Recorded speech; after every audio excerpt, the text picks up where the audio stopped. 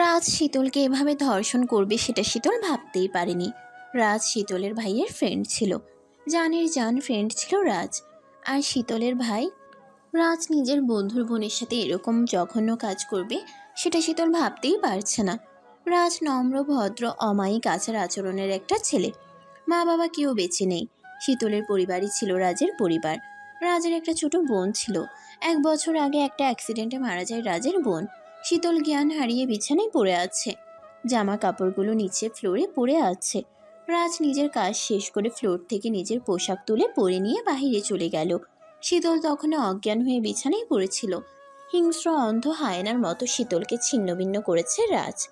কেন করছে এরকম রাজ, সেটা শীতল বুঝে ওঠার আগেই হায়নার থাবায় ব্যথা সহ্য করতে না পেরে জ্ঞান হারায়। শীতলের জ্ঞান ফিরতেই এক মুহূর্তও লাগলো না বুঝতে তার সাথে কি হয়েছে।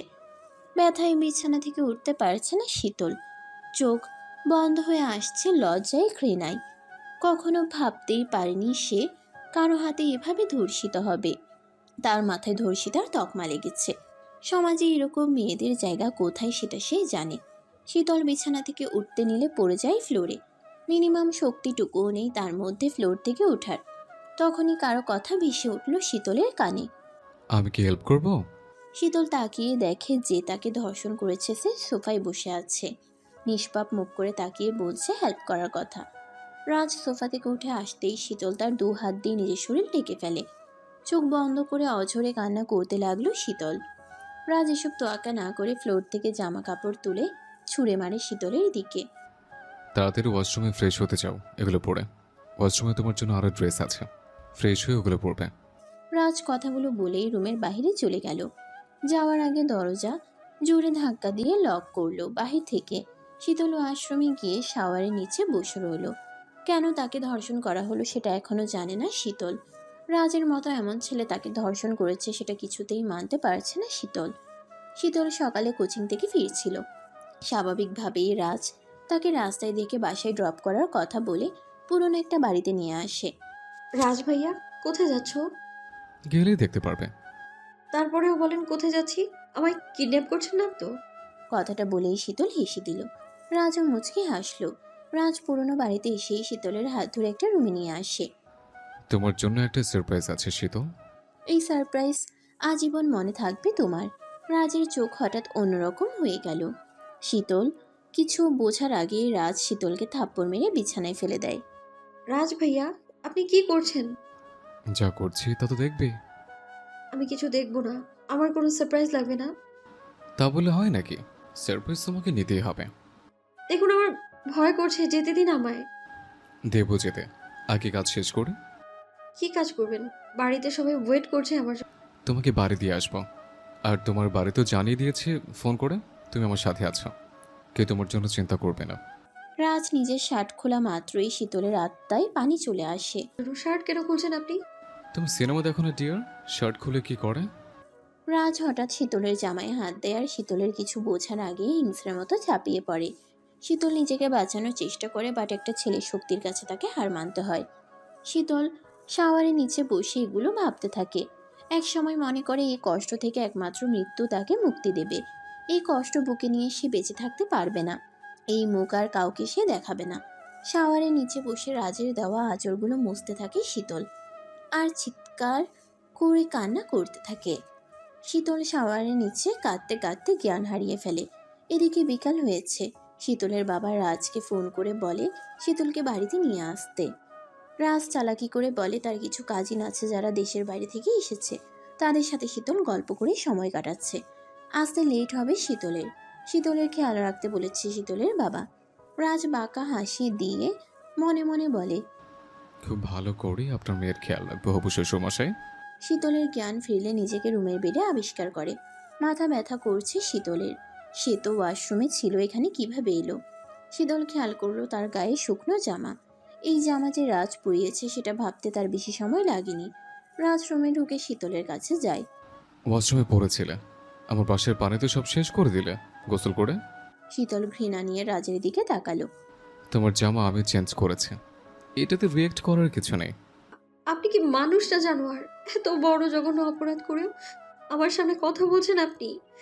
আপনার মধ্যে বিবেক বলে কি কিছুই নেই? নিজের বন্ধুর বোনের সাথে এমন জঘন্য কাজ করতে একটু বিবেকে বাঁধলো না আপনার? আমার পরিবার আপনাকে কত বিশ্বাস করে, আর আপনি কিনা সেই বিশ্বাসের মর্যাদা রাখলেন না। রাজ শীতলের কোনো কথাই শুনছে না।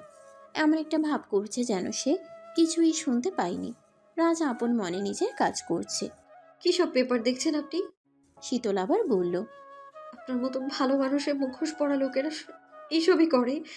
আপনাদের মতো লোকেদের কাছে তো সম্পর্কের কোনো মূল্য নেই, তাই না? আপনার মুখোশ আমি খুলে দেবো সবার সামনে। শীতল কথাগুলো বলেই রুমের বাইরে যাওয়ার জন্য পা বাড়ালো। ঠিক তখনই রাজ শীতলের হাত টেনে দেয়ালের সাথে মিশালো। শীতল রাজকে একটা ধাক্কা দিয়ে বেড সাইডে ফেলে দিল। মাথায় অনেকটা চোট পেয়েছে রাজ। রাজের কপাল থেকে রক্ত পড়ছে। রাজ এসব তোয়াক্কা না করে শীতলের কাছে গিয়ে শীতলকে আবারও দেওয়ালের সাথে চেপে ধরল। শীতল ঘৃণা দৃষ্টি নিয়ে রাজের দিকে তাকিয়ে আছে। রাজ ভয়াবহ দৃষ্টি নিয়ে শীতলের দিকে তাকিয়ে থেকে বলল, অনেক হয়েছে তোমার লেকচার। তোমার বাবা তো কলেজের লেকচারার, বাবার মতো লেকচার তো ভালোই দিতে পারো। তোমার যে অবস্থা করেছে তাতে কারোর সামনে মুখ দেখাতে পারবে না তুমি। এসব যদি সোসাইটির লোকেরা জানে তাহলে তোমাদের সম্মানের 13টা বাজবে। আমাকে কেউ কিছুই করতে পারবে না। তোমার বাবার তো হার্টের সমস্যা, তাই না?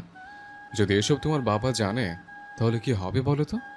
শীতল কিছুটা চিন্তায় পড়ে গেল। এসব সে ভাবেনি।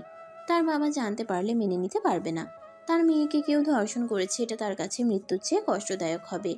আমি তোমাকে এখনই বিয়ে করব। একমাত্র এটাই হবে তোমাদের সবার জন্য মঙ্গলজনক। এমনিতে আমি ছাড়া তোমার মতো ধর্ষিত মেয়েকে কেউ বিয়ে করবে না। শীতল এবার রাজকে থাপ্পড় দিল। তোর মতো জঘন্য লোককে আপনি বললেও পাপ লাগবে আমার। তুই ভাবলি কি করে আমি তোর মতো ধর্ষককে বিয়ে করব? কে জানে আরো কত কত মেয়ের তোর শিকার বানিয়েছিস তুই। তোদের তোদের মতো জানোয়ার অমানুষ কখনো কারো স্বামী হতে পারে না। রাজ শয়তানের মতো হাসি দিয়ে বলল, এমনিতে তোমার জবান খোলে না, সবসময় তো চুপচাপ থাকতে। এখন তো দেখছি বেশ চটর চটর করে কথা বলছো। আমাকে যা যা বলছো তার হিসেব আমি পরে শোধ সমেত নেব। এখন বিয়েতে রাজি না হলে তোমার বাবাকে ফোন করব, তারপর বলবো তার মেয়েকে আমি কিভাবে রেপ করেছি, বিস্তারিত সব বলবো। এরপর মিডিয়ার লোকদেরও জানাবো কিভাবে একজন নিরীহ সম্মানিত মেয়েকে আমি অসম্মানিত করেছি। শীতল এবার ভয় পেয়ে গেল। নিজের জন্য শীতলের ভয় লাগছে না, ভয় লাগছে তার বাবার জন্য। বাবার সম্মান মাটিতে মিশে যাবে তার মেয়ে ধর্ষণ হয়েছে এ কথা সোসাইটির লোকেরা জানলে। অন্যদিকে এই ধর্ষককে বিয়ে করা অসম্ভব। বিয়ে করলে প্রতি রাতেই এই জানোয়ার তাকে বৈধভাবে ধর্ষণ করবে, তাতে কোনো সন্দেহ নেই। শীতল কি করবে ভেবে পাচ্ছে না। তার চোখ দিয়ে লাগাতার অশ্রু ঝরছে। রাজ শীতলের উত্তরের জন্য ওয়েট করছে পকেটে হাত ঢুকিয়ে। আ- আমি রাজি, তবে আমার আমার সাথে কেন এমন করছেন তা বলতে হবে আপনাকে। কাহিনী সবই শুরু হলো, আর তুমি এখনো শেষ করতে চাও ডিয়ার? ধীরে ধীরে সব জানতে পারবে। আগে বিয়েটা হোক। তুমি রাজি তো বিয়ের জন্য? শীতল ঘৃণায় লজ্জায় নিচে তাকিয়ে আছে। এছাড়া তার কাছে আর কোনো উপায় নেই। রাজ বিয়ের জন্য শাড়ি আর গয়না বেডে রেখে নিচে চলে আসলো। শীতল নিরুপায় হয়ে সেগুলো পরে নিচে নামলো। কাজী আর রেজিস্ট্রার তাদের বিয়ে পড়ালো। স্বাভাবিক নিয়মে চুপচাপ তাদের বিয়ে হলো। রাজ আর শীতল দাঁড়িয়ে আছে। শীতলের বাবা মা আর ভাই রোদ সোফায় বসে আছে। কিছুক্ষণ সময় নীরবতা চলছে সবার মাঝে। শীতল শুধু কান্না করছে আর শীতলের মা আঁচল দিয়ে মুখ ঢেকে কান্না করছে। তোমরা আগে থেকে পছন্দ করো একে অপরকে, সেটা আমাকে আগে জানালে না কেন? আমার সম্মানের কথা একবারও ভাবলে না তোমরা? বোনকে কোলে নিয়ে বেড়ানো, খাওয়ানো, ঘুম পাড়ানো, পড়ানো, সারা রাত জেগে থেকে পরীক্ষার জন্য প্রিপারেশন করানো, এসবের এভাবে প্রতিদান পেলাম।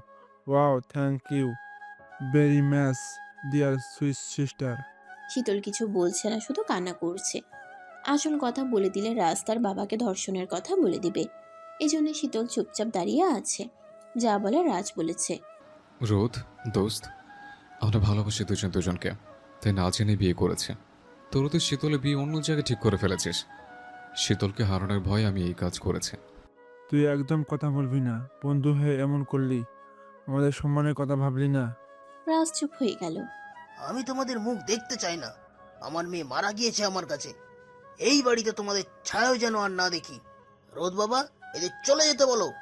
শীতল তার বাবার পা ধরে বসে পড়ল। বাবা, আমি ভুল করেছি, আমায় মাফ করে দাও। তোমাদের ছাড়া আমি বাঁচবো না বাবা। শীতলের বাবা পা ছাড়িয়ে নিয়ে চলে গেল নিজের রুমে। রোদও চলে গেল রাগে। শীতলের মা তাদের মাথায় হাত রেখে চলে যেতে বলল। রাজ বাবা, তোমরা এখন চলে যাও। রোদের বাবা আর রোদ রাগ করেছে। রাগ চলে গেলে তোমাদের আপন করে নেবে। আমার মেয়েকে দেখো বাবা, তুমি ছাড়া ওর কেউ নেই আর। জি আন্টি, দেখে রাখবো, খুব ভালো করে দেখে রাখবো। আপনি চিন্তা করবেন না, ওর চোখের পানি পড়তে দেব না কখনো। শীতল শেষবারের মতো তার মাকে জড়িয়ে ধরে কাঁদলো। তার মাও কাঁদলো মেয়েকে বিদায় দিয়ে। শীতল মনে মনে বলল, আমি তোমাদের সম্মান নষ্ট করিনি মা। তোমরা জানো না তোমাদের মেয়ের সাথে কি হয়েছে। আজকের পর থেকে তোমাদের মেয়ে এক জীবন্ত লাশ হয়ে থাকবে। রাজ শীতলের মায়ের কাছ থেকে বিদায় নিয়ে শীতলকে নিয়ে তার গাড়িতে বসলো। ড্রাইভ করছে রাজ আর শীতল বাহিরে মুখ বের করে কাঁদছে তার পরিবারের জন্য। শীতল ভাবছে, কেন আমার জীবনে এমন হলো? রাজ কেন এমনটা করলো আমার সাথে? কি অপরাধ ছিল আমার? কিসের জন্য এমন করেছে সে? আর যাই হোক, এই অমানুষের সাথে তো থাকা যায় না। তার গা ঘিনঘিন করছে রাজের কথা ভেবে। সারা জীবন এই লোকের সাথে সে থাকবে কিভাবে? শীতল বাহিরে তাকিয়ে কান্না করছে। সে কি করবে তা ভাবছে। এরকম জানোয়ারের সাথে সে থাকবে কি করে সেটা ভেবে পাচ্ছে না শীতল। রাজ আর চোখে শীতলের দিকে মাঝে মাঝে তাকাচ্ছে। কীরকম নেশাগ্রস্তের মতো তাকিয়ে থেকে থেকে মুচকি মুচকি হাসছে রাজ। তখনই কিছু গুন্ডো টাইপ ছেলে রাজদের গাড়িটাকে তাদের গাড়ি দিয়ে ধাক্কা মেরে একটা খাদের পাশে ফেলে দেয়। ছেলেগুলো হেসে হেসে বলল, এত সুন্দর জিনিসকে নিয়ে কেউ বাইরে বের হয়? আমরা হলে তো বুকের ভিতর লুকিয়ে রাখতাম। রাজ কিছু বলবে তার আগেই ছেলেগুলো চলে গেল। রাজ তার গাড়ি খাদ থেকে রোডে নিয়ে এলো। শীতল কোনো রিয়্যাক্ট করেনি। তার সাথে রাজ যেটা করেছে তাতেই সে স্তব্ধ। রাজ রাগে জোরে জোরে বাতাসের বেগে ড্রাইভ করতে লাগলো। শীতলের দিকে রাজ এমনভাবে তাকাচ্ছে মাঝে মাঝে যেন শীতলের জন্য রাজ অপমানিত হয়েছে। রাজ শীতলকে অপমানের জন্য দায়ী করছে। শীতলের সুন্দরী হওয়া যেন অপরাধ। রাজ বিশাল এক আলিশান বাড়িতে গাড়ি থামালো। রাজ শীতলকে কিছু না বলেই হনহন করে ভেতরে চলে গেল। শীতল রাজের পিছু পিছু বাড়িটাতে ঢুকলো। বাড়ির ভেতর গিয়ে শীতল অবাক হলো। জমিদার বাড়ির মতো লাগছে বাড়িটা। বিদেশি সব শোপিস দিয়ে বাড়িটা সাজানো। শীতল কিছুটা ভয় পাচ্ছে। বাড়ির ভেতরে ঢুকে রাজকে সে দেখতে পাচ্ছে না। সে তো রাজের রুমও চেনে না। কিছুই বুঝতে পারছে না সে কি করবে। অবশ্য যার স্বামী রাজের মতো হয় তার সব কিছু নিজেই বুঝতে হয়। শীতল বেশ কিছুক্ষণ ড্রয়িং রুমে দাঁড়িয়ে থাকলো। বৌরানী, আপনি এসে গিয়েছেন? আপনার জন্য ওয়েট করছিলাম। শীতল দেখলো একটা বয়স্ক লোক তার পিছনে দাঁড়িয়ে আছে। আপনি চেনেন আমায়? জি হ্যাঁ, আপনি রাজবাবার বউ। আমরা আপনার জন্যই অপেক্ষায় ছিলাম। রাজবাবা আমাদের জানিয়েছিলেন তিনি বিবাহ করেছেন। আপনি দেখতে ঠিক লক্ষ্মীর মতো। আপনার আর রাজবাবার ঘর আলোকিত ভরে উঠবে, দেখবেন। শীতল নিজে নিজে তার ছেলের হাসি দিল। চলুন আপনাকে আপনার রুমে দিয়ে আসি। শীতলকে রাজের রুমের সামনে এনে দিয়ে লোকটা চলে গেল। শীতল ধীরে ধীরে রুমে ঢুকলো। রুম দেখে শীতলের মনে হলো সে কোনো অন্ধকার বাঘের রুমে ঢুকেছে। হঠাৎ রাজ ওয়াশরুম থেকে টাওয়াল পরে বের হলো। রাজ শীতলকে খেয়াল করেনি। রাজ ফোনে কথা বলছে আর এক হাত দিয়ে টাওয়ালটা খুলছে। টাওয়াল খোলার সাথে সাথে শীতল একটা চিৎকার দিল। আহ! তুমি এখানে যে আমাকে দেখতে ইচ্ছে করছিল বুঝি? আমার আদর নিতে এসছো তাই না ডিয়ার? কাছে এসো, একটু আদর করে দিই। রাজ মুচকি এসে কথাগুলো বলল টাওয়াল পরতে পরতে। আপনাকে আমার জুতাও দেখতে চায় না। আপনার আদরের থেকে পুরো গায়ে আগুন লাগিয়ে যাবো আমি। তবুও আপনার নোংরা ছোঁয়া আমার নিজের গায়ে লাগাবো না। এত তেজ তোমার? তোমার এই অ্যাটিটিউডের জন্য মন বারবার তোমার চায়ে প্রেমে পড়ে। তোমাকে ভালোবাসতে ইচ্ছে করে খুব। নেশা নেশা লাগে তোমার এই অ্যাটিটিউড দেখলে। রাজ শীতলের কোমর জড়িয়ে ধরে কথাগুলো বলে। শীতল রাজকে এক ঝটকা দিয়ে সরিয়ে দিল। রাজ মুচকে হাসলো শুধু। তা দেখে শীতল বলে ওঠে, আপনার মতো জানোয়ার কাউকে ভালোবাসতেই পারে না কখনো। কারো প্রেমে পড়ে না ধর্ষকরা। কারো ভালোবাসার যোগ্যও না আপনার মতো জঘন্য লোক। আপনাকে কখনো কেউ ভালোবাসতে পারে না, কেউ না। আমাকে কেউ ভালোবাসবে না বলেই তো আমি তোমাকে বিয়ে করলাম। তুমি না চাইলেও আমার কাছে তোমাকে থাকতে হবে সারা জীবন। স্বামী হিসেবে তোমার আমাকে ভালোবাসতে হবে। স্বামী যেমন হোক তাকেই তোমাদের মতো মেয়েরা ভালোবাসে। আমি ভালোবাসবো আপনাকে? কুকুরকে ভালোবাসা 1.5 ভালো হয়ে যেতে। তাকিয়ে দেখো আমার দিকে একবার। আমার মতো ছেলেকে পাওয়ার জন্য মেয়েরা পাগল। তোমার ভাগ্য ভালো যে আমি তোমাকে বিয়ে করেছি। রাজের কথা শুনে শীতল কাঁদতে কাঁদতে বলল, বিয়ে করা ছিল, তাহলে আমায় ধর্ষণ কেন করলেন? কি করেছিলাম আমি? এত বড় শাস্তি কেন দিলেন আপনি আমায়? রাজ শীতলের খুব কাছে এসে শীতলের চোখগুলো মুছে দিয়ে বলল, তোমাকে জোর করে বিয়ে করলে তুমি আমার কাছে থাকতে না। তোমার পরিবার তোমাকে আমার কাছ থেকে নিয়ে যেত, ডিভোর্স করিয়ে দিত আমাদের। তখন তোমার এবং তোমাদের থেকে আমার প্রতিশোধ নেওয়া হতো না জান। প্রতিশোধ? কিসের প্রতিশোধ? কি করেছি আমি? আমার পরিবার কি করেছে আজ বলতেই হবে আপনাকে। আপনি কেন এমন করলেন? রাজ আবার শীতলের কাছে গিয়ে কানে কানে বলল, কাহিনী সবই শুরু। বলে দিলে তো জুস শেষ হয়ে যাবে। তোমার আমার কাছ থেকে মুক্তি নেই। কখনো আমার কাছ থেকে চলে যেতে না পারো, তাই তোমাকে ধর্ষণ করেছি আমি। ধীরে ধীরে তোমার থেকে আর তোমার সো কল্ড ফ্যামিলি থেকে রিভেঞ্জ নেব আমি। আমার কাছ থেকে চলে যেতে চাইলে তোমাকে ধর্ষণের কথা সবাই জানবে। তখন সোসাইটিতে তোমাদের সম্মান রাস্তায় লুটিয়ে পড়বে। এখন রাতের জন্য সাজুগুজু করে নাও। আমার প্রতিশোধের আগুনে জ্বলার জন্য তৈরি হও ডিয়ার। তুমি না চাইলেও তোমাকে ছোব। এটাই তোমার শাস্তি। শীতল এবার রেগে গিয়ে রাজের মুখে থুতু মারল। রাজ শীতলের বিহেভ দেখে চমকে যায়। শীতলের মতো মেয়ে এমন করছে তা কল্পনার বাহিরে। শীতল বেশ শান্তশিষ্ট মেয়ে, অবশ্য কোনো মেয়েকে অসম্মান করলে তো সে এরকম বিহেভ করবেই স্বাভাবিক। রাজ নিজের মুখ মুছে অগ্নিদৃষ্টি নিয়ে শীতলের দিকে তাকালো। শীতলও কম যায় না, সেও রেগে লাল হয়ে রাজের দিকে তাকালো, যেন রাজকে গিলে খাবে। রাজ শীতলকে কিছু করতে যাবে, তখনই কেউ দরজায় কড়া নাড়ল। রাজ বাবা, আপনাদের কিছু লাগবে কি? রাত হয়ে গিয়েছে, খাবারের ব্যবস্থা করতে হবে তো। কি কি আপনারা খাবেন তা বলে দিন, আমরা রান্না করে দিচ্ছি। বউ, রানীকে নিয়ে নিচে আসুন। রাজ শান্ত গলায় বলল, আপনি নিচে যান, আমরা আসছি। এখানে ছোট একটা কাজ আছে, এসে সেটা সেরে আসছে। লোকটা চলে যেতেই রাজ শীতলকে একটানে বেড়ে ফেলে দিয়ে শীতলের উপর উঠে বসে দুই হাত চেপে ধরল। শীতল ভয়ে চোখ বন্ধ করে নিল। না জানি তাকে কি করে রাজ। আমার তোমার মতো জঙ্গলি বিড়ালকে ভীষণ ভালো লাগে। তোমার বিহেভে আমি ফিদা হয়ে গেছি জাস্ট।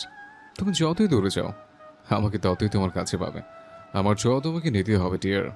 এখন তুমি তৈরি হও, বিকজ বিয়ের প্রথম রাত বলে কথা।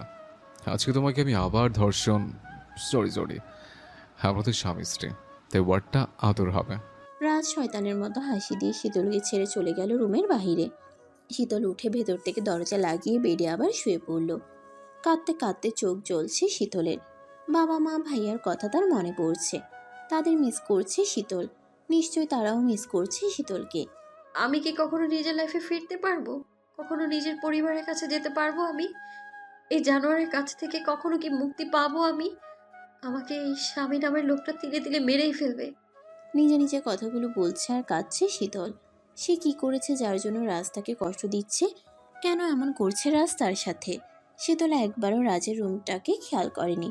কতটা শৌখিনতায় রুমটাকে গুছিয়ে সাজানো হয়েছে তা দেখলে শীতল রাজের রুচি কতটা বুঝতে পারত।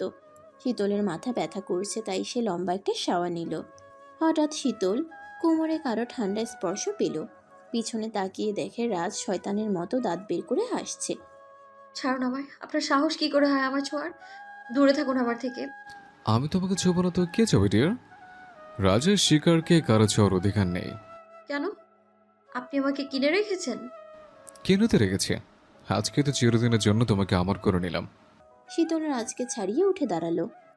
আমি আপনাকে স্বামী হিসেবে মানি না, আর কখনো মানবও না। আপনার মতো জানোয়ারকে আমি শুধু ঘৃণা করি, এর থেকে বেশি কিছুই না। রাজ শীতলকে আবারও নিজের কাছে নিয়ে এলো। রাজ শীতলের কানে কানে বলল, আমি তো তোমাকে বউ হিসেবে মানি।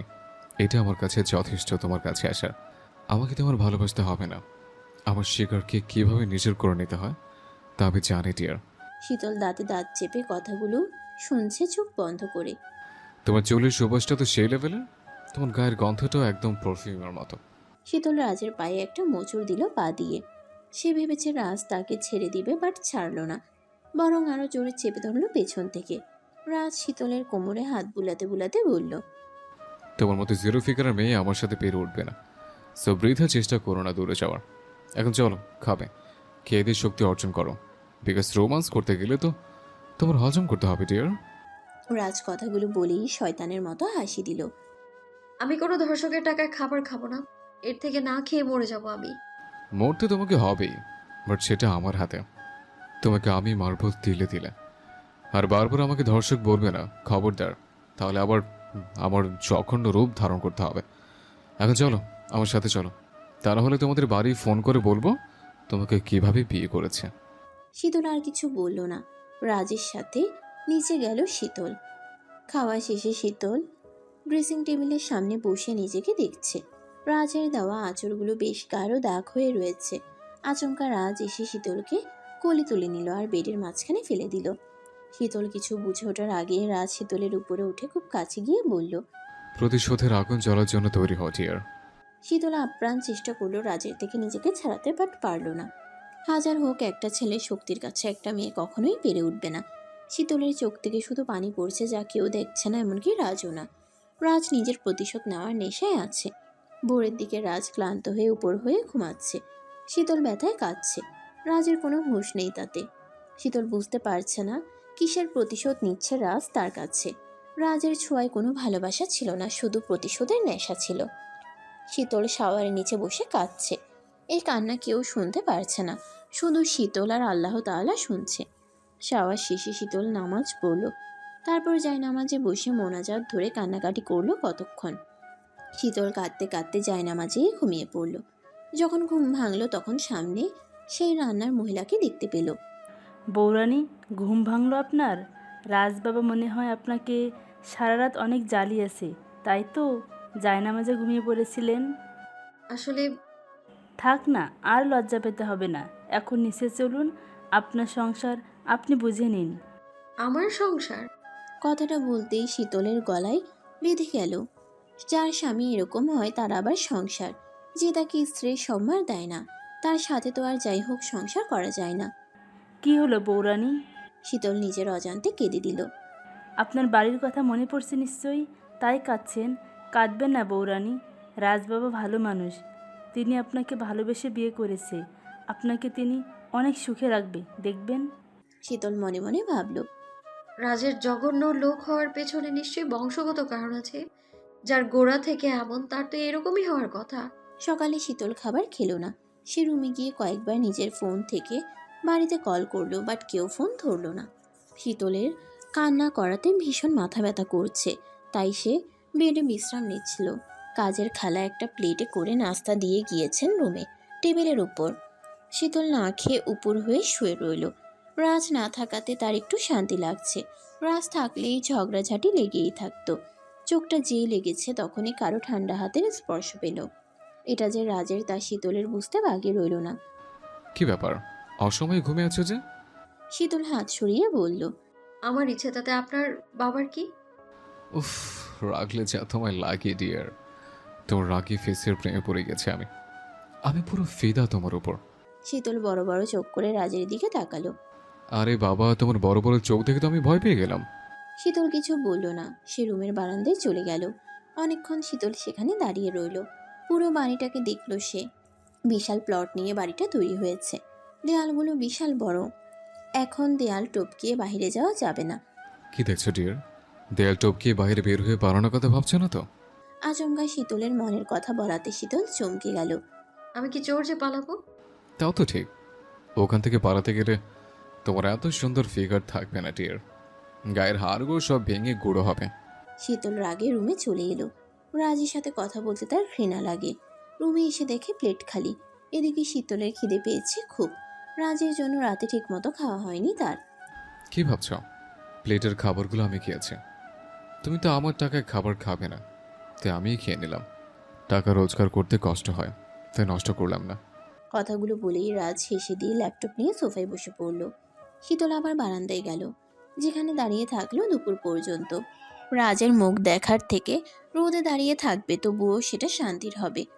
দুপুরে খাবার টেবিলে শীতল আর রাজ খাচ্ছে। শীতলের চিংড়ি খুব পছন্দের। যেই চিংড়ির প্লেট টাচ করলো ঠিক তখনই রাজ প্লেটটা ছো মেরে নিয়ে গেল নিজের কাছে। তারপর গপ গপ করে একাই সব চিংড়ি খেয়ে নিল রাজ। একবার শীতলের দিকে তাকালো না পর্যন্ত। শীতল রাগে ডাইনিং থেকে উঠে রুমে চলে গেল। তার খুব অপমান ফিল হলো। সামান্য চিংড়ি সে খেতে পারলো না এই জানোয়ারটার জন্য। কি হয়েছে, এভাবে চলে এলেছে? আমার ইচ্ছে। রাগে বলল কথাটা শীতল। তুমি তো বললে আমার টাকা খাবে না, তাই তো আমি খেয়ে নিলাম। শীতল কিছু না বলে চলে যেতে লাগলো। রাজ শীতলের হাত ধরে নিজের কাছে এনে কানে কানে বলল। তোমার গায়ের পারফিউমটা এখন আমার নাকে লেগে গেছে ডিয়ার। শীতল চিমটি কেটে নিজেকে ছাড়াতে লাগলো, বাট লাভ হলো না। বৃথা চেষ্টা করো না। এই প্যাকেটটা নাও আর ওয়াশরুম থেকে পড়ে এসো। তোমাকে এখনো মন ভরে দেখিনি, তাই আজ দেখবো। শীতল প্যাকেটটা দূরে ছুঁড়ে মারলো আর বলল। আপনার দেয়া জিনিস আমি নেব না। রাজ শীতলকে হঠাৎ কোলে তুলে নিয়ে ওয়াশরুমে গেল। তারপর শাওয়ার ছেড়ে দিয়ে শীতলকে ধরে রাখলো নিচে। শীতল নিজেকে ছাড়াতে পারলো না, ভিজে পুরো কাক হয়ে গিয়েছে শীতল। এখন তোমারই আমার দেওয়া ড্রেসই পরতে হবে, এটা ছাড়া তোমার কোনো অপশন নেই। বাট আরেকটা অপশন আছে, কাপড় ছাড়াই বের হয়ে আসতে পারো। আমরাই তো, তাই না? কথাগুলো বলেই রাজ একটু হেসে শীতলকে ছেড়ে চলে এলো। শীতলের ঠান্ডা লাগছে তাই সে প্যাকেটটা ওপেন করলো। ড্রেসটা দেখে সে অবাক হয়ে গেল, কেননা সাদা একটা নাইট গাউন, পুরোটাই সফট জর্জেট। এটা পরা আর না পরা একই কথা। শীতল এটা কোনোভাবেই পরবে না ঠিক করলো। অনেকক্ষণ পর রাজ ডোর নক করে বলল। কোথায় ডিয়ার তুমি? আমার হেল্প লাগবে? আমি কিন্তু 2 পায়ে দাঁড়িয়ে আছি হেল্পের জন্য। রাজ বারে বারে জোরে জোরে ধাক্কা দিচ্ছে। শীতল, ডোর ওপেন করো, নাহলে তোমাকে আস্ত রাখবো না। আমি ডোর ওপেন করলে তোমার কি অবস্থা হবে সেটা ভাবতেও পারবে না। ভালো ভালো চলে এসো। রাজ জোরে চিৎকার করছে। শীতল এবার প্রচণ্ড ভয় পেয়ে গেল। ডোর ওপেন করলেই রাজ তাকে জবাই করবে, এতে কোনো সন্দেহ নেই। শীতল আল্লাহর নাম নিচ্ছে আর কান্না করছে। রাজ সিংহের মতো গর্জন দিচ্ছে আর শীতলকে ডাকছে। শীতল এত সহজে দমে যাওয়ার মেয়ে নয়। সে ঠিক করেছে কিছুতেই রাজের দেওয়া ড্রেস পরবে না।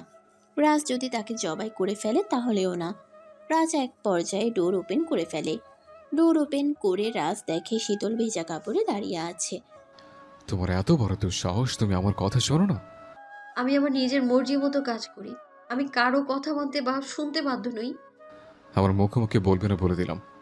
এটা তোমার বাড়ি নয়, এটা আমার বাড়ি। তাই আমি কথা বলবো আর তুমি শুনবে। শীতল একরাশ ঘৃণা নিয়ে রাজের দিকে তাকিয়ে রইল শুধু। রাজ খেয়াল করে দেখল শীতল তার দেওয়া ড্রেসটা বাথটাবে ডুবিয়ে রেখেছে। এবার রাজের রাগ চরম পর্যায়ে গেল। রাজ শীতলের শাড়ির আঁচল ধরে একটানে খুলতে থাকে। শীতল ভাবেনি রাজ এমন কাজ করবে। কি করছেন কি আপনি? শাড়ি ছাড়ুন প্লিজ, আল্লাহ দোহাই। যা করছি দেখতে তো পাচ্ছ। সারা রাত শাড়ি ছাড়া ভেজা সিচুয়েশনে এখানে থাকবে, এটাই তোমার শাস্তি। প্লিজ ছাড়ুন আমায়। আমার সাথে এমন করবেন না। ড্রেসটা বাথটাবে ভেজানোর সময় এই কথা মনে রাখা উচিত ছিল। এখন লেট হয়ে গেছে, এই শাস্তি তোমায় পেতে হবে। রাজ শীতলের শাড়ি খুলতেই শীতল চোখ বন্ধ করে 2 হাত দিয়ে নিজের শরীর ঢেকে ফেলল। রাজ কিছুক্ষণ দাঁড়িয়ে থেকে ওয়াশরুমের ডোর বাহির থেকে লক করে চলে গেল। শীতল বেচারি এখনও 2 হাত দিয়ে নিজেকে ঢেকে রেখেছে। প্রচুর শীত লাগছে শীতলের, অলরেডি ঠান্ডাও লেগে গেছে তার। রাজ আরাম করে পুরো বেড দখল করে ঘুমিয়ে আছে, যেন ওর মতো সুখী আর কেউ নয়।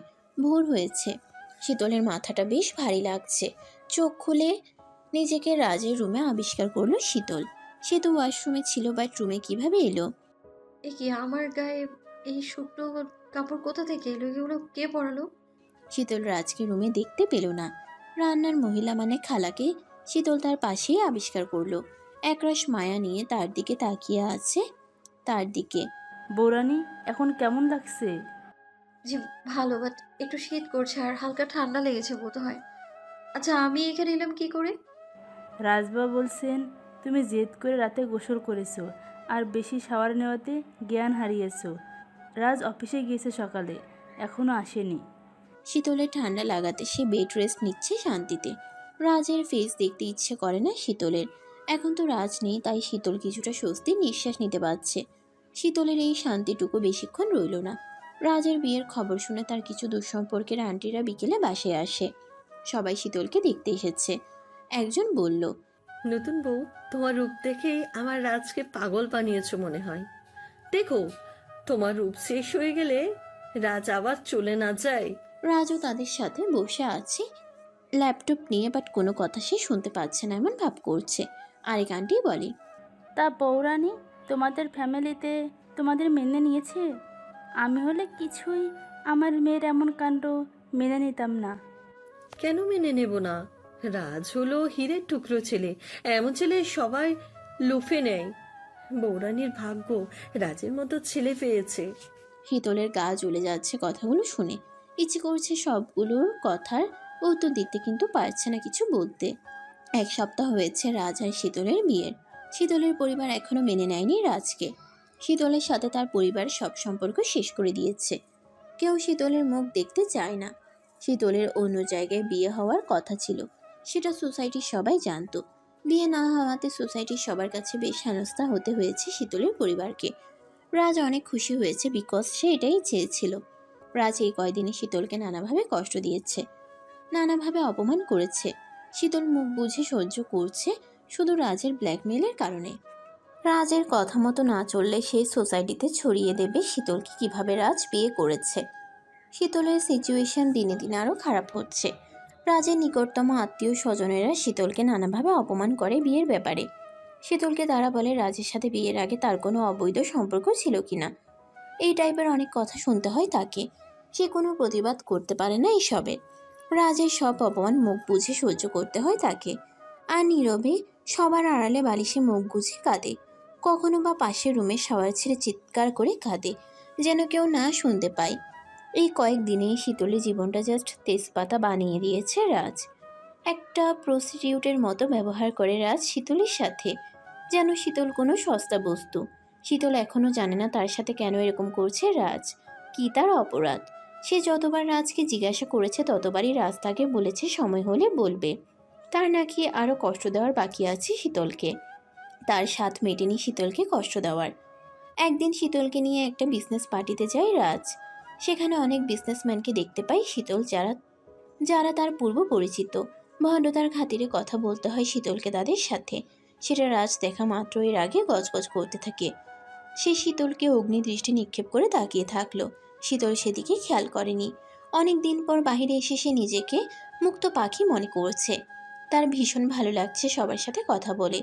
মনের দুঃখ কিছুটা হলেও লাঘব হলেও শীতলের।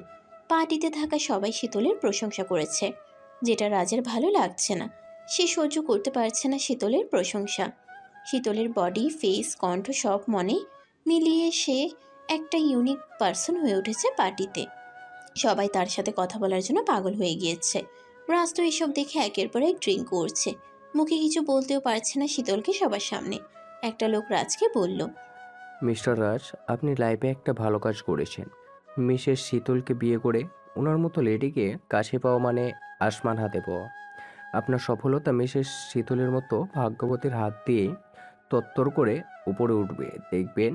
আরেকটা লোক বলল, মিস্টার রাজ, আপনার ওয়াইফ এত সুন্দরী, কি বলবো। দেখবেন আপনাকে ছেড়ে আবার চলে না যায়। আপনার বয়সের সাথে ওনার বয়সের তফাৎ আছে। এমন ওয়াইফেরা সাধারণত সমবয়সী হাজবেন্ড লাইক করে। ভালো করে আগলে রাখবেন আপনার ওয়াইফকে, যেন আপনাকে লাইফ থেকে বাদ না দেয়। কথাগুলো বলেই সবাই রাজকে নিয়ে হাসাহাসি করলো। শীতল একটু সাইডে আসতেই রাজ শীতলের হাত ধরে গাড়িতে এনে বসিয়ে দেয়, আর পার্টি থেকে কাউকে কিছু না বলে চলে আসে। রাজ রাগের চরম সীমায় পৌঁছেছে। সে শীতলের উপর প্রচণ্ড রেগে গিয়েছে। পার্টিতে যা যা হয়েছে তা সব শীতলের জন্যই হয়েছে, সেটা রাজ মনে করছে। আজকে সে শীতলকে তার অন্য একটা রূপ দেখাবে, যা শীতল ভাবতেও পারবে না। শীতল চেঞ্জ করে শুতে গেল। রাজ তখন রুমের বাইরে ছিল। শীতলের যখনই ঘুমে চোখ লেগে গেল, তখনই রাজ তাকে এক ঝটকায় বেড়ে বসিয়ে দিল। তা দেখে শীতল বলে ওঠে, কি হয়েছে? ঘুমোতে দেবেন না নাকি? আমার ঘুম হারাম করে দিয়ে তুমি ঘুমাবে, তাই না? আমি কখন আপনার ঘুম হারাম করলাম? আমি এখন ঘুমোবো। আপনি বেশি খেয়ে ফেলেছেন, তাই উল্টাপাল্টা বলেছেন। তুমি কি করেছো, তাই না? তুমি তোমার প্রেমিকদের দিয়ে আমাকে অপমান করেছো। তোমার প্রেমিকদের সাথে যখন হাসাহাসি করছিলে, তখন তোমার ঘুম কোথায় ছিল? কিসব বাজে বাজে কথা বলছেন? ওনারা সোসাইটির মান্য গণ্য লোক, ভদ্রতার খাতিরে কথা বলেছি আমি। ওইসব জানোয়ারদের ভদ্র বলবেন না, খবরদার। সবটা ক্যারেক্টারলেস। অন্যের বোর্ড দেখে নজর দেয় ওসব ছোট লোকরা। অবশ্য তোমার মতো মেয়েরা ওসব লোকদের লাই দেয়। এখন বলো, কাকে তোমার পছন্দ হয়েছে? কখন আমাকে মেরে চলে যাবে কারোর সাথে? শীতল এবার রেগে রাজের গালে থাপ্পড় দিল আর বলল, অনেক বলেছেন আপনি, আর না। এবার আমি বলবো আর আপনি শুনবেন। অনেক অপমান করেছেন, কিচ্ছু বলিনি। আজকে অপমানের চরম সীমানায় পৌঁছেছেন আপনি। সবাইকে নিজের মতো ভাববেন না। আপনি একটা জানোয়ারের থেকেও নিকৃষ্ট। ভেবেছি আপনি কখনো ঠিক হবেন আর নিজের ভুল বুঝতে পারবেন, বাট আমি ভুল ছিলাম। আপনার মতো মানুষ কখনোই মানুষ হবার নয়। ধর্ষক কখনো মানুষ হয় না। শীতল কথাগুলো বলেই রুমের বাইরে যাওয়ার জন্য পা বাড়ালো। তখন রাজ শীতলকে এক টানে বেডে ফেলে দিল আর বলল। আজকে জানোয়ার কাকে বলে তা তোমাকে দেখাবো আমি। রাজ নিজের প্যান্টের বেল্ট খুলে হাতে নিল, নিজের শার্ট খুলে ফ্লোরে ফেলে দিল। রাজ প্রচুর ড্রিঙ্ক করেছে বিধায় তার হুঁশ হারিয়ে ফেলেছে। এসব কি করছেন আপনি? বেল্ট দিয়ে কি করবেন? রাজ একটা উনা দিয়ে শীতলের হাত পা মুখ বেঁধে ফেললো যেন চিৎকারের আওয়াজ কেউ না শুনতে পায়। শীতল কিছু বুঝে ওঠার আগেই রাজ বেল্ট দিয়ে অমানুষের মতো শীতলকে আঘাত করতে থাকে, ইচ্ছে মতো আঘাত করতে থাকে শীতলকে। আর শীতল চিৎকার করে কান্না করতে থাকে, বাট কেউ শুনতে পায় না তার আওয়াজ। শীতল ব্যথায় জ্ঞান হারায় এক সময়, বাট রাজ তখনও থামেনি। সে শীতলকে মেরে মেরে লাল বসিয়ে দিচ্ছে শীতলের গায়ে। এক পর্যায়ে রাজ মাতাল হয়ে জ্ঞান হারিয়ে শীতলের পাশে উপর হয়ে শুয়ে পড়ে। নিজেও জানে না সে আজ কি করেছে। অমানুষের মতো শীতলকে মেরেছে, তার কোনো ভ্রুক্ষেপ নেই। এদিকে রোদ শীতলের ওপর অভিমান ভুলে গিয়ে শীতলকে দেখতে যায় রাজের বাড়ি। রাত তখন 11টা হয়েছে।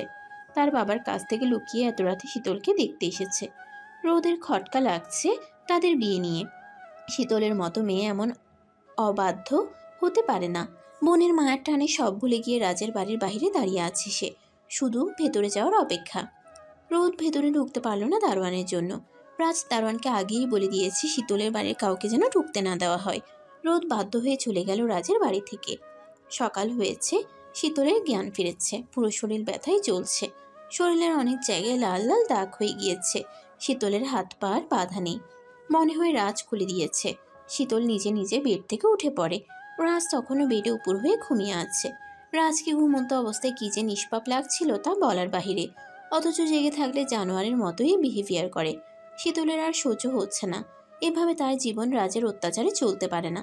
শীতলের কিছু একটা করতে হবে রাজের হাত থেকে বাঁচার জন্য। আত্মহত্যা করা মহাপাপ, তা না হলে সে কবেই এই পথ বেছে নিত। শীতলের মাথায় একটা বুদ্ধি এলো রাজকে ঘুমন্ত অবস্থায় দেখে। শীতল একটা বালিশ নিয়ে রাজের দিকে এগিয়ে গেল। শীতল স্থির করলো রাজকে বালিশ চাপা দিয়ে মেরে ফেলবে। শীতল বালিশ নিয়ে এগুতেই স্তব্ধ হয়ে গেল। তার হাত চলছে না, তার মন মানছে না রাজকে মেরে ফেলতে। হাজার হোক শীতল তো বাঙালি মেয়ে। বাঙালি মেয়েদের স্বামী যেমন হোক না কেন তাকেই মেনে নিতে হয়, সারা জীবন তার সাথেই থাকতে হয়। রাজ ঠিক বলেছিল, শীতলের সম্পর্কে যে শীতল কখনো তার স্বামীকে ধোকা দিবে না। শীতল বালিশটা ফ্লোরে ছুঁড়ে মেরে ওয়াশরুমে চলে যায় আর শাওয়ার ছেড়ে তার নিচে দাঁড়ালো। সেখানে বসে চিৎকার করে কান্না শুরু করলো শীতল। তার কান্না কেউ দেখতে পারছে না, একমাত্র আল্লাহ ছাড়া তার নিজের বলতে কিছু নেই। নিজের পরিবারও মুখ ফিরিয়ে নিয়েছে, সে মরতেও পারছে না আর মারতেও পারছে না। শীতল কি করবে তা ভেবে পাচ্ছে না। কিসের দোষে এত শাস্তি তা সে এখনো জানে না।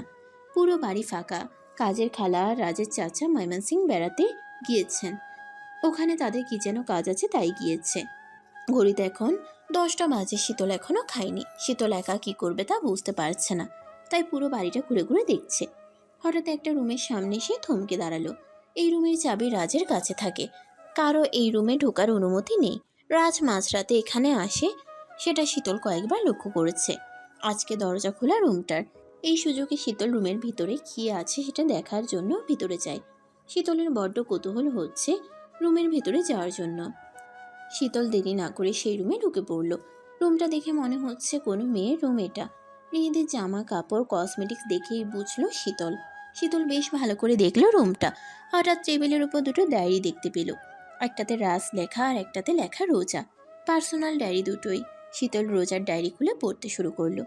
আমি রোজা, বাবা মা কেউ নেই আমার, তবে একটা ভাই আছে। বাবা মার আদরের ভাইয়া আমাকে মানুষ করেছে। ভাইয়া আমাকে নিজের জীবনের চেয়েও বেশি ভালোবাসে, আমার জন্য নিজের জীবন দিতে পারে।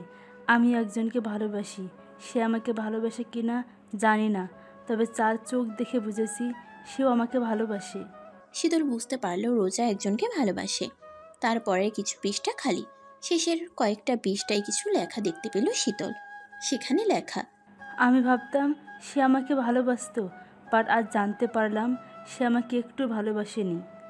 আমি আমার এই জীবন আর রাখবো না, ভাইয়া আমাকে মাফ করে দিও। শীতল বুঝতে পারলো রোজা আত্মহত্যা করেছে, বাট সে যাকে ভালোবাসতো তার নাম লেখা না থাকায় শীতল তা জানতে পারলো না। এরপর শীতল রাজের ডায়েরি খুলে পড়তে শুরু করলো। আমি আমার বোনকে ভীষণ ভালোবাসি, তার জন্য জীবনের সব সুখ কোরবানি করতে পারি। আমি খুব রাগী, জেদি আর কঠোর টাইপ, বাট আমার এই কঠোর টাইপ সুখের পরশ নিয়ে এলো আমার ভালোবাসার শীতল। I love her very much.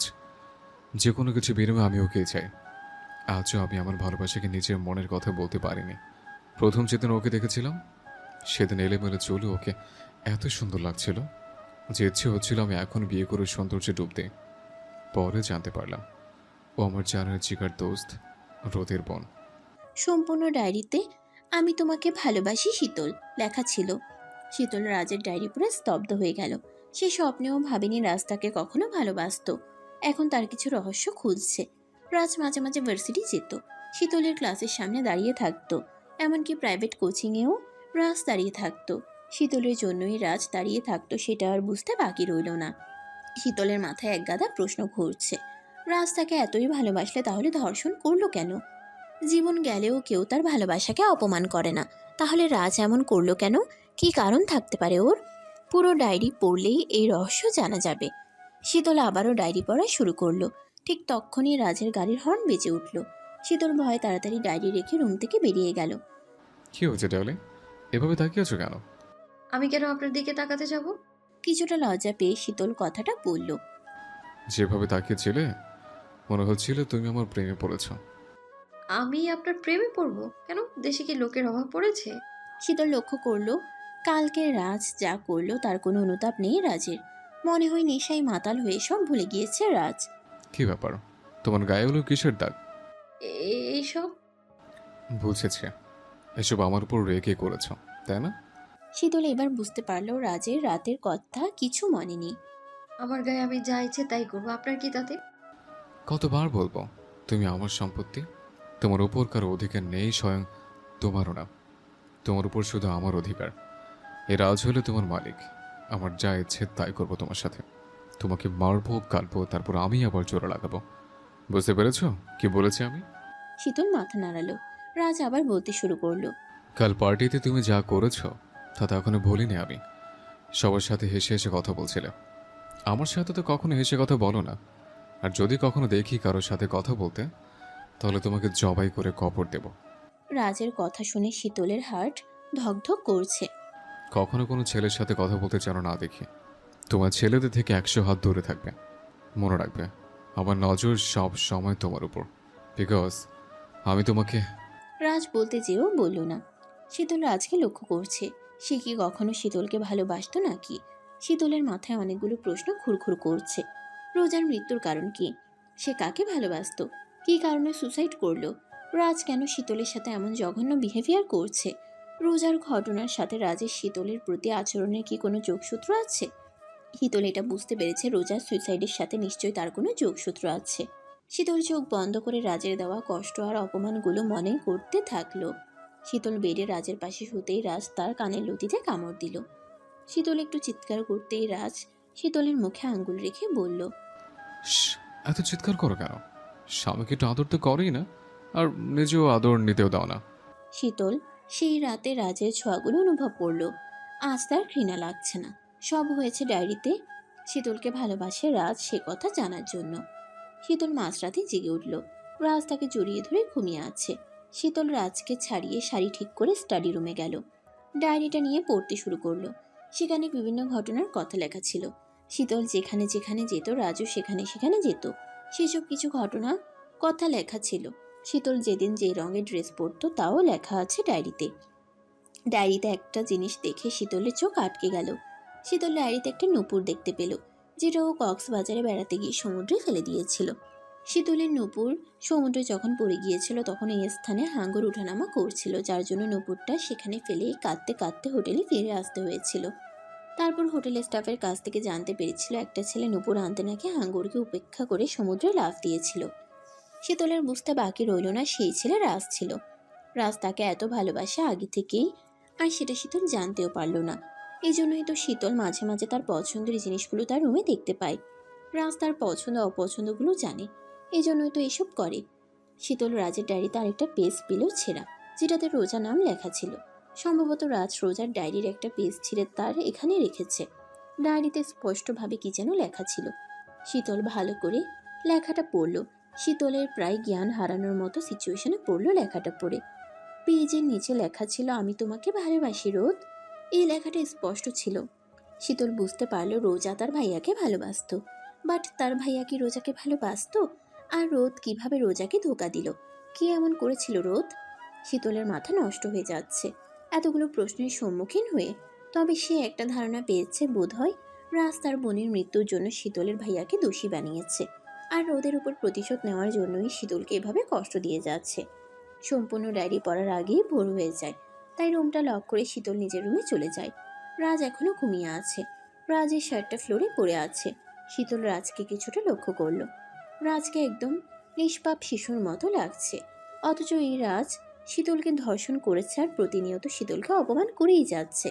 আবার সে নাকি শীতলকে ভালোবাসতো কখনো। শীতল বিদ্রুপের হাসি দিয়ে ওয়াশরুমে চলে গেল। শাওয়ার ছেড়ে দিয়ে রাজের 2 দিন আগে রাতে বেল্ট দিয়ে শীতলকে যেভাবে কুকুর বিড়ালের মতো মেরেছিল তার কথা ভাবছে শীতল। রাতে এত অত্যাচার করেছে যে সকালে তা কত সহজে ভুলেও গেল। কি নিষ্ঠুর দুনিয়া। রাজের তেমন কাজ নেই, তাই সে বাড়িতে এসে পড়লো তাড়াতাড়ি। বাড়িতে এসে শীতলকে দেখতে পায় না রাজ। রাজ বুঝতে পেরেছে শীতল তার পরিবারের কারোর সাথে দেখা করতে গিয়েছে। রাজ রেগে পুরো আগুন হয়ে গেল। কোট আর শার্ট খুলে মাথায় পানি দিল রাগ কমানোর জন্য। রাজের কথা শীতল অমান্য করবে তা রাজ ভাবতেও পারছে না। রাজ এখন শীতলকে পেলে পুরো জবাই করবে, এতে কোনো সন্দেহ নেই। রাজ নিজের রাগ কন্ট্রোল করে ইজি চেয়ারে বসে শীতলের জন্য ওয়েট করতে থাকলো। দারোয়ানের বাড়িতে ছোট মেয়ে অসুস্থ, তাই সে ইমিডিয়েটলি বাড়িতে গিয়েছে। আর শীতল সেই সুযোগে বাইরে বের হতে পেরেছে। শীতল ভয়ে ভয়ে পার্কে গেল। শীতলের বেশ ভয় করছে, বিকজ রাজকে না জানিয়ে এখানে মায়ের সাথে দেখা করতে এসেছে সে।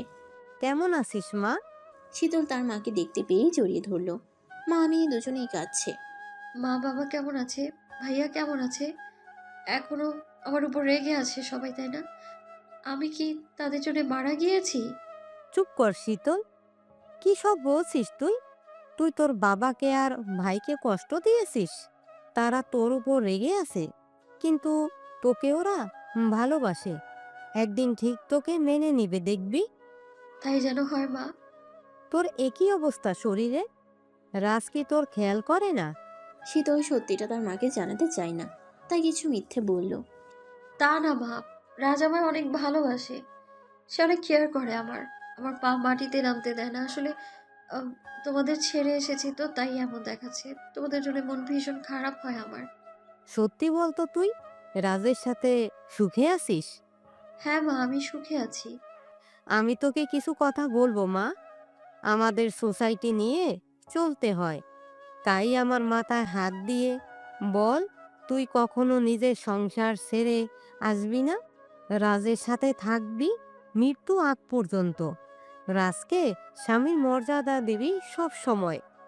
বাঙালি মেয়েদের একবার বিয়ে হয়, তাই জীবন দিয়ে হলেও সেটা টিকিয়ে রাখবি।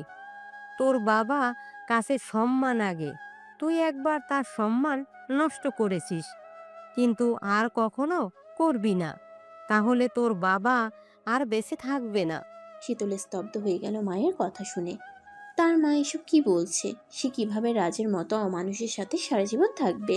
শীতল সিএনজি নিয়ে আসার পথে তার মায়ের বলা কথাগুলো নিয়ে ভাবছে। সে ভেবেছিল সব রহস্য জেনে রাজের সব ভুল ভাঙিয়ে তার জীবন থেকে চলে যাবে বহু দূরে। রাজ যে কারণেই হোক তার সাথে অন্যায় করেছে। এই জঘন্য অন্যায়ের কোনো ক্ষমা নেই। শীতল ভেবে কোনো কিনারা পাচ্ছে না কিভাবে রাজের সাথে সারা জীবন থাকবে। রাজ তাকে আগে হয়তো ভালোবাসতো, বাট এখন তার ভালোবাসা অন্ধ হয়ে গেছে। এখন শীতলের জন্য একরাশ ঘৃণা আছে। শীতল ভাড়া মিটিয়ে মেইন রোডে যেতেই রাজের গাড়ি দেখে বুঝতে পারে রাজ এসেছে। রাজের এত তাড়াতাড়ি বাড়ি ফেরা শীতলের জন্য ভালো নয়। শীতল ভয় ভয়ে রুমে ঢুকলো। পুরো রুম অন্ধকার। আবছা আলো ইজি চেয়ারে বসে একজন তার দিকে তাকিয়ে আছে, সেটা শীতল বেশ বুঝতে পেরেছে। ভয়ে শীতলের পুরো বডি কাঁপছে। সে চুপচাপ চোখ বন্ধ করে দাঁড়িয়ে আছে। রাজ শান্ত গলায় বলল, কোথায় গিয়েছিলে আমাকে না বলে? শীতল চুপ হয়ে আছে। কোথায় গিয়েছিলে বললে না যে? উত্তর দাও। এবার রাজ জোরে চিৎকার করে বলল। শীতল রাজের চিৎকার শুনে চমকে গেল। মায়ের সাথে দেখা করতে। আমি তোমাকে কি বলেছিলাম? আমার পরিবারের কারোর সাথে যোগাযোগ না রাখতে। তো তুমি যোগাযোগ রাখলে কেন? মা দেখা করতে অনুরোধ করেছিল তাই। আমি তোমাকে বারবার মানা করেছি, তারপরেও তুমি আমার কথা অমান্য করেছো কেন? তুমি কি ভেবেছ আমি কিছু বলছি না? মায়ের সাথে প্ল্যান করে আমাকে মারার জন্য দেখা করতে গিয়েছিল, তাই না? তা কিভাবে মারবে আমাকে তা ঠিক করেছ? শীতল চমকে গেল। এসব কি বলছেন? আপনাকে আমি মারতে যাব? আপনি স্বামী হন আমার। কথাটা বলেই শীতল স্তব্ধ হয়ে গেল। কিভাবে এই কথা বললো সেটা নিজেও জানে না। এসব কথা বলে আমাকে ভোলাতে পারবে না। তোমরা ফুল ফ্যামিলি ড্রামা পাস। আমার কথা অমান্য করার শাস্তি তোমাকে পেতেই হবে। রাজ ওই দিনের মতো আবার নিজের বেল্ট খুলে শীতলের কাছাকাছি আসতে শুরু করলো। শীতল ভয়ে ভয়ে পিছুচ্ছে আর রাজ এগুচ্ছে। শীতল কিছু বলছে না, বিকজ সে জানে রাজকে বোঝালেও বুঝবে না। রাজ শীতলের হাত ধরতেই শীতল জ্ঞান হারালো। শীতল রাজের উপর জ্ঞান হারিয়ে পড়ে গেল। রাতে শীতলের জ্ঞান ফিরল। জ্ঞান হারিয়ে ভালো হয়েছে, অন্তত রাজের অত্যাচারের হাত থেকে বাঁচা গেল। শীতল চোখ বুলিয়ে রাজকে খুঁজলো, বাট পেল না তাকে। এই সুযোগে শীতল লুকোনো ডায়েরি নিয়ে ওয়াশরুমে গিয়ে ডোর লক করলো। ডায়েরিটা পড়া শুরু করলো আবার। আমার লাইফে একটা বন্ধু ছিল, রোদ, যাকে আমি ভীষণ বিশ্বাস করতাম। বাট সে আমার বিশ্বাস ভেঙে ফেললো। আমার কলেজের টুকরো বোনকে সে সুইসাইড করতে বাধ্য করেছে। কেন করলে এরকম আমাদের সাথে? আমি আমার বোনের প্রতিশোধ নিয়েই ছাড়ব। রক্তের বদলে রক্ত, খুনের বদলে খুন, আর অপমানের বদলে অপমান। আমি ছাড়ব না কাউকে। এর জন্য আমাকে যা করতে হবে তাই করব। প্রয়োজনে নিজের ভালোবাসা কোরবানি দেব, তবু নিজের কলেজের টুকরো বোনের মৃত্যুর প্রতিশোধ নিয়েই ছাড়ব। আমি ছাড়ব না কাউকে, সব ধ্বংস করে দেব। রোদ, তুই আমার বোনের সাথে যে অন্যায় করেছিস তা তোর বোনের সাথে করবো 1000 গুণ বেশি। শীতল কিছুটা নিঃশ্বাস নিয়ে আবার পড়তে শুরু করলো। কয়েকটা পাতা খালি, তারপর দুটো পাতাতে লাল কালি দিয়ে কিছু লেখা। আমি রাজ, আমি একজনকে ভালোবাসি, জীবনে থেকে বেশি ভালোবাসি তোকে। কিন্তু আজকে আমি আমার ভালোবাসাকে ত্যাগ করেছি। আজকে আমি আমার ভালোবাসাকে অপমান করব। যে কোনো ভালোবাসার মানুষ তার ভালোবাসার সাথে এমন করে না। শীতলকে কখনো নিজের মনের কথা বলিনি, না বলে ভালো করেছে। ও জানলে হয়তো ওর সাথে কোনো জঘন্য কিছু করতে পারতাম না। ওকে কখনো জানতেও দেব না ওকে আমি কখনো ভালোবাসতাম। নিজের ভালোবাসাকে কোরবানি দিলাম আদরের বোনের জন্য। নিজের কলিজির টুকরো আদরের বোনের নিস্তব্ধ রক্তাক্ত দেহটা আমি কবর রেখেছি। আমার বোনটা একা থাকতে পারতো না কখনো, ওর একা থাকতে ভয় করত। কিন্তু এখন ওকে একা থাকতে হচ্ছে। ভাইয়া ভাইয়া করে আমাকে ডাকছে, পরিষ্কার শুনতে পারছি। রোজা বলছে, ভাইয়া, আমাকে এখান থেকে নিয়ে যাও, আমি থাকবো না এখানে। আমার অন্ধকারে একা থাকতে ভয় করছে। বোন, তোর গা ছুঁয়ে প্রতীক্ষা করেছিলাম। তোকে যারা কষ্ট দিয়েছে তাদের দ্বিগুণ কষ্ট আমি তাতে ফিরিয়ে দেব। তুই তোর অকৃতজ্ঞ ভাইয়ের উপর বিশ্বাস রাখ শুধু। ডায়েরিটা পড়ে শীতলের চোখ দিয়ে পানি পড়ছে। সে আবার ডায়েরি পড়া শুরু করলো। আমি আজ আমার ভালোবাসাকে অপমান করেছি। আমি নিজের হাতে আমার ভালোবাসার মানুষকে ধর্ষণ করেছি। আমার ভালোবাসার যন্ত্রণায় চিৎকার করছিল। তখন আমি প্রতিশোধ নেওয়ায় খুশিতে অমরুষ জানোয়ারের মতো হাসছিলাম। কত বিক্ষত করেছি আমি আমার ভালোবাসাকে। আমি আজ ধর্ষক হয়েছি। সমাজের চোখে আমি সবচেয়ে নিকৃষ্ট মানুষ হয়েছে। আমার এগুলো কোনো অনুতাপ নেই। যা করেছি তা ওদের প্রাপ্য ছিল। আমি আমার বোনের কষ্টের দুঃখের যন্ত্রণার প্রতিশোধ নেব এখন থেকে। 1000 গুণ কষ্ট দেব শীতলকে, কারণ এই আমার বোনের হত্যাকারীর বোন। এটাই ওর সবচেয়ে বড় অপরাধ। তিলে তিলে মারব শীতলকে আমি, তারপর রোদকে বোঝাবো বোনের সাথে অন্যায় হলে কেমন লাগে। ওর কাছ থেকে চিরদিনের মতো শীতলকে কেড়ে নেব।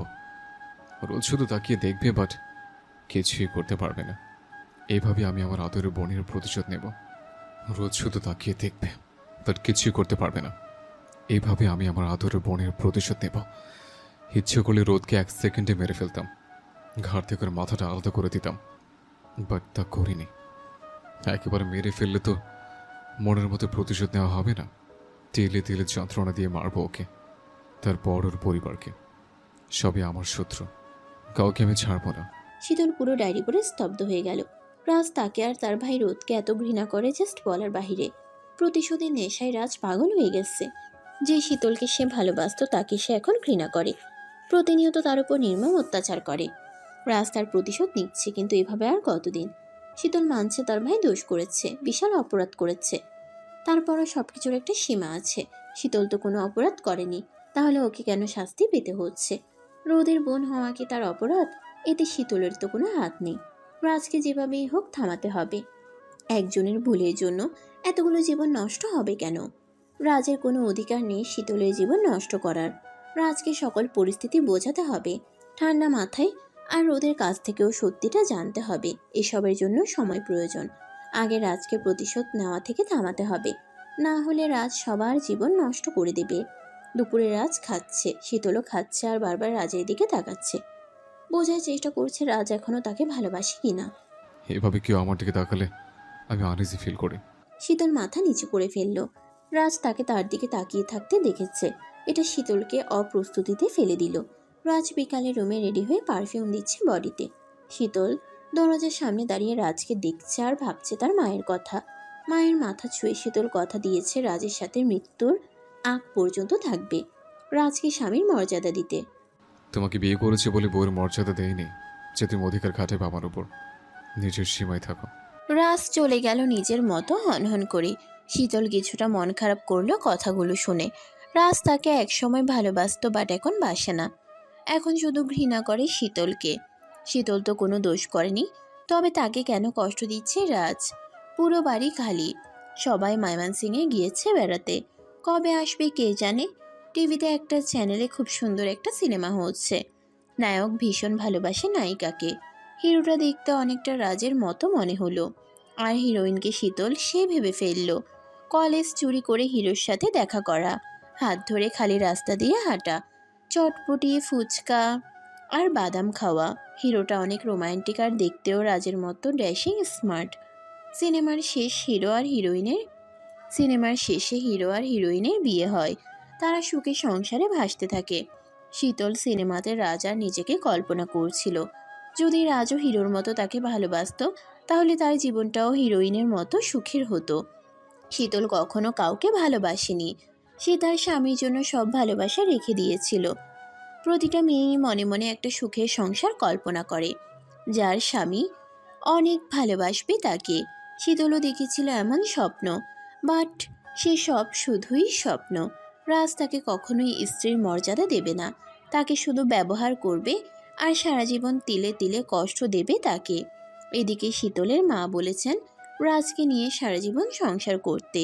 শীতল কি করবে ভেবে পাচ্ছে না। মায়ের দেওয়া কথা রাখবে কিভাবে? রাজ তো সব সময় শীতলকে দেখলে রোজার কথা মনে করে, আর শীতলকে নানাভাবে কষ্ট দিয়ে প্রতিশোধ নিয়ে মনের জ্বালা মেটায়। রাজ ওকে কখনো মেনে নেবে না। যা করার শীতলকেই করতে হবে। রাজের মতো লোককে যেভাবেই হোক আগের রূপে আনতে হবে। সব কিছুই সম্ভব হবে শীতলের ভালোবাসা দিয়ে। রাজের যত রাগ, অভিমান, দুঃখ, কষ্ট ভুলিয়ে দিতে পারলে। বিকালে রাজ বাড়িতে এসে দুপুরে খাবার খাচ্ছে। রেস্তোরাঁয় নয়, শীতলের হাতের খাবার। রাজ প্রথমে অবাক হয়েছিল কিছুটা।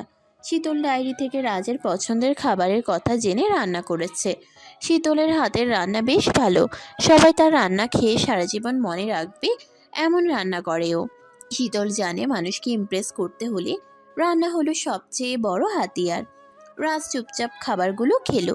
শীতল খেয়েছে কিনা তা একবারও জিজ্ঞাসা করেনি। রাজ যখন খাবার খাচ্ছিল তখন রাজকে একদম ইনোসেন্টের মতো লাগছিল। শীতলের অনেক মায়া হচ্ছে রাজের জন্য।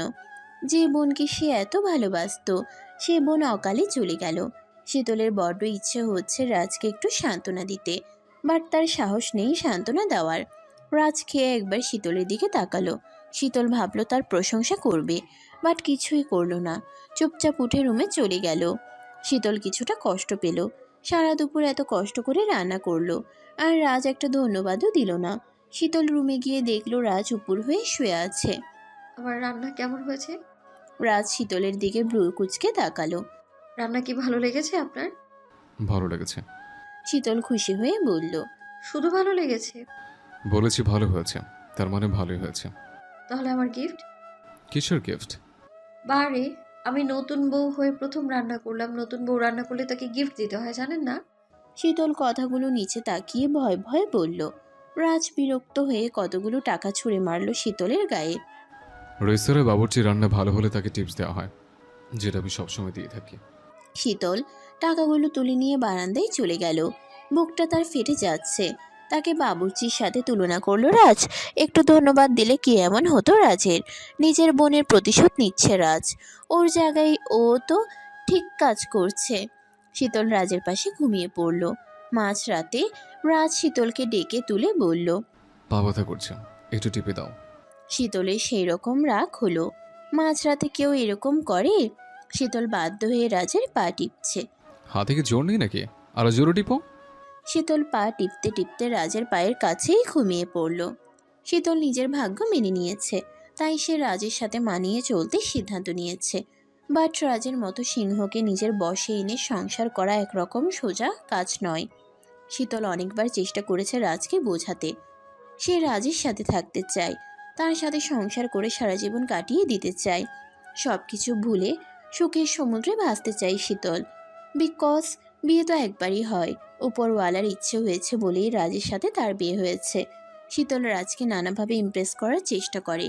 এই তো সেদিন সব ভুলে কিচেনে গিয়েছিল রান্না করতে রাজের পছন্দ মতো। কিচেনে গিয়ে দেখে দুটো শেফ রান্না করছে। রাজ দুটো শেফ এনেছে রান্না করতে, সেটা শীতলকে বলার প্রয়োজনও মনে করলো না। রাজ সোফায় বসে ল্যাপটপে কাজ করছে। একটা কথা বলবো? আসলে বলতে চাচ্ছিলাম, আপনি শেফ কেন এনেছেন? আমাকে একবারও বললেন না যে।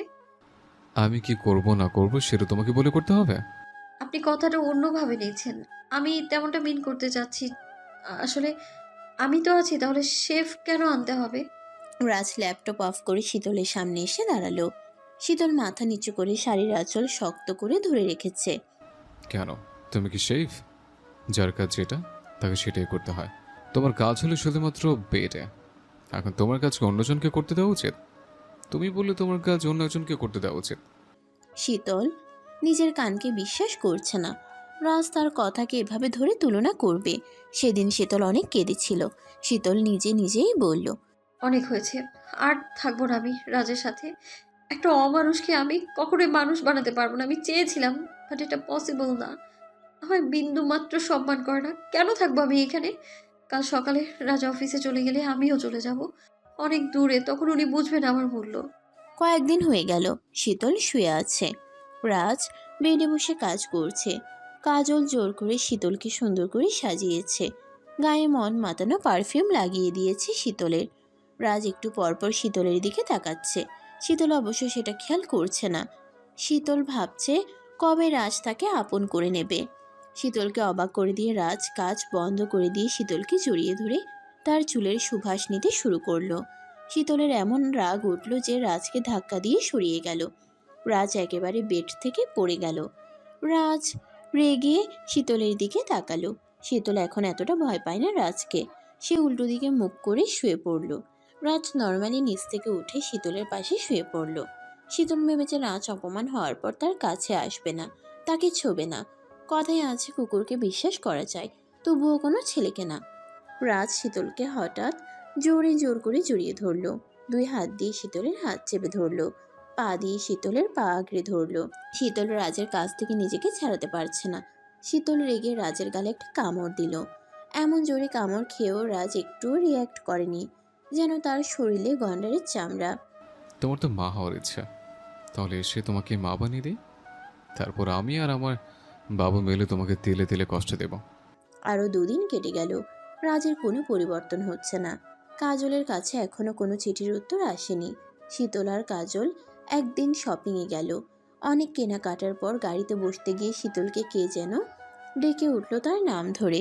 শীতল পেছনে তাকিয়ে দেখে তার মা। শীতলের মা শীতলকে দেখে জড়িয়ে ধরল। শীতলের মা জোর করে শীতলকে বাড়ি যেতে বলল। কাজল শীতলকে অভয় দিয়ে বাড়ি যেতে বলল। শীতলের হঠাৎ মনে পড়ল বাড়িতে গেলে ভাইয়ার কাছ থেকে কোনো ক্লু নিশ্চয়ই পাওয়া যাবে রোজার। রোদ মাঝে মাঝে ডায়েরি লিখত। আজও টেবিলে বসে একটা ডায়েরিতে কি যেন লিখছে। আমার অন্ধ প্রেম। আর কিছু লিখতে পারল না। তার আগেই রোদ তার বাবার চিৎকার শুনল। রোদ রুম থেকে নিচে নেমেই শীতলকে দেখল। শীতলের বাবা শীতলকে বাড়ি থেকে বের করে দিতে চাচ্ছে। শীতল তার বাবার পা ধরে মিনতি করছে তার সাথে একটু কথা বলার জন্য। দেখুন মিসেস রাজ, আপনি এখান থেকে চলে যান। আপনার স্বামী জানতে পারলে সমস্যা হবে। আপনি এখন এই বাড়ির মেয়ে না, এখন আপনি অন্য কারো বাড়ির বউ। বাবা, এমন করে আমায় পর করে দিও না প্লিজ। আমার কথাটা একটু শোনো। কোনো কথা শুনবো না আপনার। আপনার স্বামীর সোসাইটিতে সম্মান না থাকতে পারে, বাট আমার আছে। আমার এখন একটা সন্তান, আর সেটা হলো রোদ। কাজল শীতলকে টানছে এখান থেকে চলে যেতে। শীতলের মা আঁচল দিয়ে চোখ মুছছে। এমন সময় রোদ তার বাবাকে বলে, বাবা বাড়ি থেকে আমিও চলে যাবে যদি শীতলকে বাড়িতে থাকতে না দেওয়া হয়। পরিবেশ বেশ থমথমে হলো। রোদের বাবা কিছু না বলে সিঁড়ি দিয়ে উপরে চলে গেল। রোদের দিকে একবার তাকিয়ে রোদকে দেখেই শীতল রোদের বুকে ঝাঁপিয়ে পড়ে। ভাই বোন দুজনেই কাঁদছে। তোর পাগলি কাটছিস কেন? রাজকে আমি চিনি তো, সে আমার কলিজার টুকরো বোনের চোখে পানি আসতে দেয় না নিশ্চয়ই। সেজন্য তোর চোখে পানি জমিয়ে রেখেছিলি, যেন আমার বুক এসে কাঁদতে পারিস, তাই না? শীতল মনে মনে বলল। ভাইয়া, তুমি তো জানো আমি তোমার বন্ধু আমার চোখে পানি বেশি ভালোবাসে। আমার মুখে কখনো আসতে দেয় না সে। কান্না আমার নিত্যদিনের সাথী। তুমি তো জানো না তোমার বোনকে কিভাবে প্রতিদিন ধর্ষণ করা হয়। এগুলো জানলে তো তুমি তুমি আমার স্বামীকে টুকরো টুকরো করে ফেলবে। এই জন্যই কখনো তোমায় আমার কষ্টগুলো বলতে পারবো না আমি।